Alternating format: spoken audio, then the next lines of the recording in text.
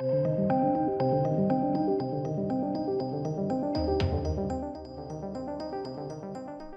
ladies and gentlemen.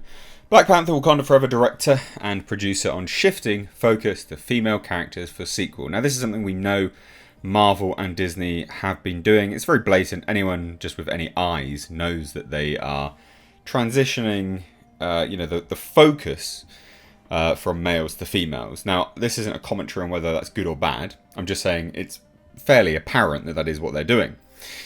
However, when the director and producer comes out and lies about it, which I will show you evidence of, it's just kind of sad. It's just kind of sad. You know, we understand that they're doing this. Near enough, most characters are being swapped out for a female version of it.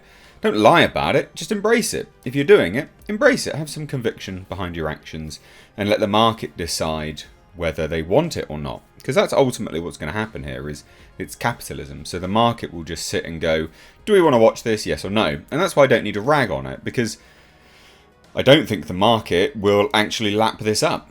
Especially not from Marvel, because they've been on a downward decline for a little while now. So I don't see this, gelling particularly well with Marvel's core audience of what catapulted them to success. Maybe the current new audience, but they don't consume anything, which they have to pay for, generally speaking, because they don't have any money.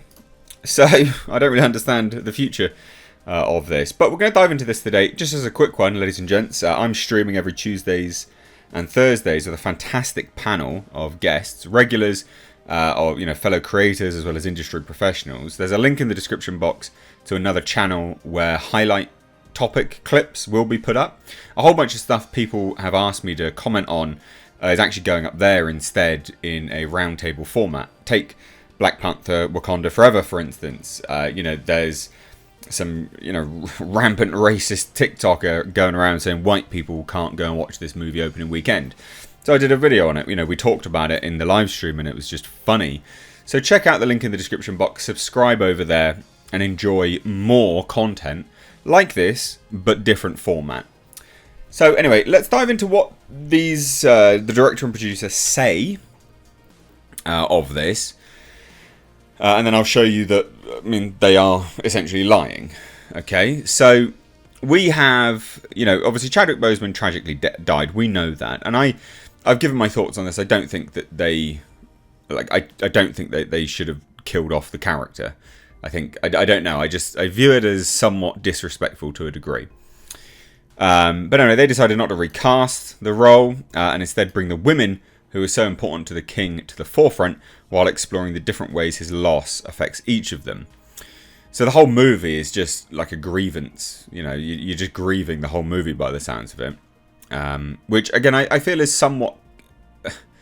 I feel it's somewhat capitalising on someone's death. It's taking advantage of someone's death. And it just, to me, it leaves a bad taste in my mouth. It's actually the reason why I don't do any videos on anyone that dies. There's been members of the Alien cast that have died and I've not done videos on them. Because I just don't want to... I don't want to benefit from someone's death in any way. Even if the videos aren't monetized, you're getting viewership, which then leads to subscribers, which leads to money on other videos. Therefore, you're benefiting, and I just think that's wrong. So anyway, the Black Panther Wakanda Forever press event took place yesterday afternoon, and Comic Book Movie was in attendance. One of the questions put to the director, Ryan Coogler, and producer Nate Moore asked about the shift in focus to the female characters introduced in the first film, while also debuting Riri Williams, which is female Iron Man, basically. It's Ironheart. So just what I mean. It is anyone with eyes and, double-digit IQ points is aware that there's a female focus. Moore made it clear that it wasn't a conscious effort to spotlight women while sidelining men, but rather the natural progression of the story. I will show you how this is a lie.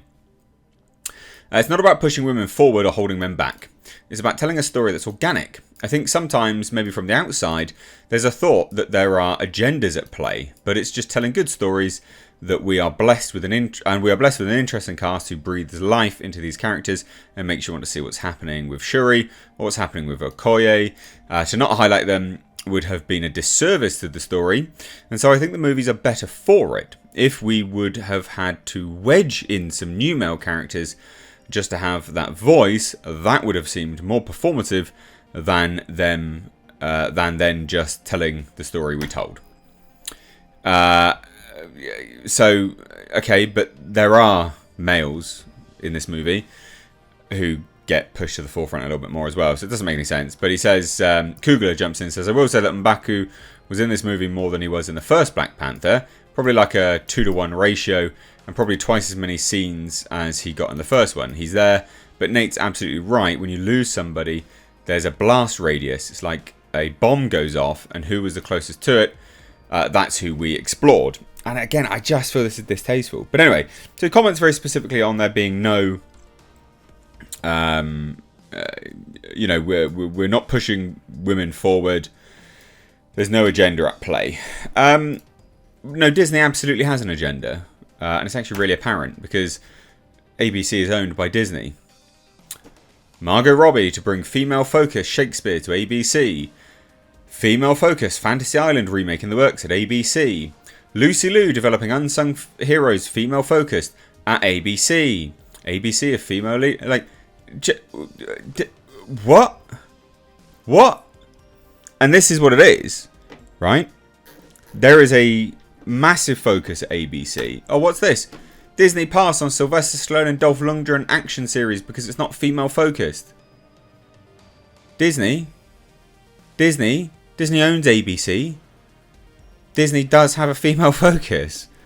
I mean, this is dating back years. 2015, 2018, 2019. This one, I think this was 2019. It's been time and time again. So this is just an out and out lie. It is. It's just a straight up lie. Oh, it's not. We're not pushing a female focus. No, you are. Just own it. I'm not saying it's good or bad, but own it, because anyone with, you know, the very basic level of IQ and a pair of eyes, you know, and no brown nose from Marvel, is aware that they're pushing a female, you know, focus in these movies. It's pretty apparent, for goodness sake. You're naive to say otherwise. And again, I'm not saying it's good or bad. The market will say whether it's good or bad. I don't need to say whether it's good or bad. You know, I'm commenting on someone's death and them showing it in the movie. I think that's wrong. Everything else, the market will say whether they want to watch it. I don't think that they will want to watch it, but I don't know, I might be surprised. So anyway, producer and director of Black Panther Wakanda Forever are liars, just as an FYI, and they think you're all idiots. Yeah, female focused. Oh, we're not doing that. Yeah, my hairy sack.